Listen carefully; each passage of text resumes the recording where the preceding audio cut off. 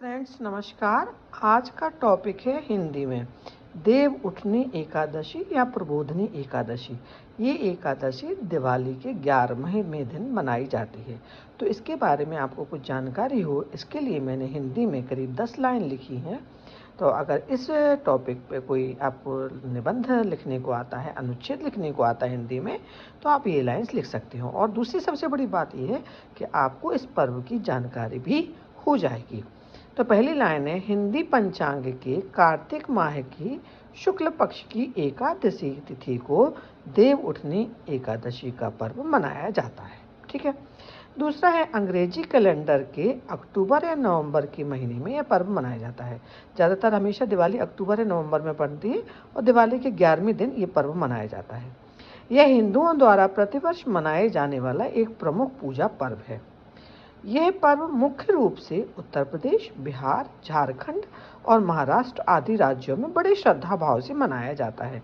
हमारे यहाँ भी बड़ा श्रद्धा भाव से मनाया जाता है। इस दिन बड़ा खूब आंगन में, जैसे जो पहले तो आंगन होते थे लेकिन अब आंगन नहीं है, तो जो घर के बाहर जगह होती है वहाँ बड़ा सा वाइट सफ़ेद कलर का चौक पूरा जाता है, चौक बनाया जाता है, फिर उसमें मंडप बनाया जाता है गन्ने का और पूजा अर्चना की जाती है। तो देखिए, फिर 5वां है, ऐसी मान्यता है, ये तो हम अपने घर की बात बता रहे हैं, लेकिन जो मैंने लाइन्स लिखी हैं उनके बारे में देखो।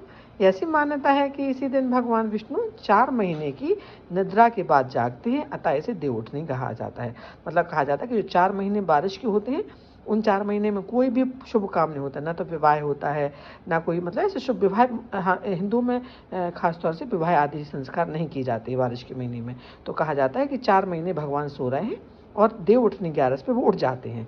6वां है, इस दिन तुलसी विवाह का पर्व भी मनाया जाता है, जिसमें माँ तुलसी और भगवान शालिग्राम का विवाह व पूजन किया जाता है। लोग इस दिन गन्ने से सुंदर मंडप सजाते हैं और सभी घरों और मंदिरों में बड़े उत्साह के साथ तुलसी विवाह का पर्व मनाया जाता है। गन्ना लाते हैं, उसका मंडप जैसा बनाते हैं, सजाते हैं और रंगोली इत्यादि बना के भगवान शालिग्राम और तुलसी जी का विवाह किया जाता है और इसी दिन से हिंदुओं में विवाह शुरू हो जाते हैं। इस दिन माँ तुलसी और सालिग्राम की पूजा की जाती है। तो 8 लाइन हो गई और आपको 9वीं लाइन दिखाते हैं। 2 लाइन इस तरफ लिखनी पड़ी थी। इस दिन से हिंदू धर्म के सभी शुभ कार्य जैसे विवाह, पूजा पाठ, मंडप, मुंडन, गृह प्रवेश आदि प्रारंभ हो जाते हैं। इस पावन पर्व को देवोत्थान एकादशी और प्रबोधनी एकादशी के रूप में भी बनाया जाता है और देवोत्थान 11 के दिन भी तुलसी विवाह संपन्न भी किया जाता है। ठीक है। तो ये हो गया आपका देवोत्थान 11 एकादशी, हम लोग 11 बोलते हैं लेकिन एकादशी भी कहा जाता है, और आपका प्रबोधनी एकादशी। ये इस बारे में आपको जानकारी भी हो गई है।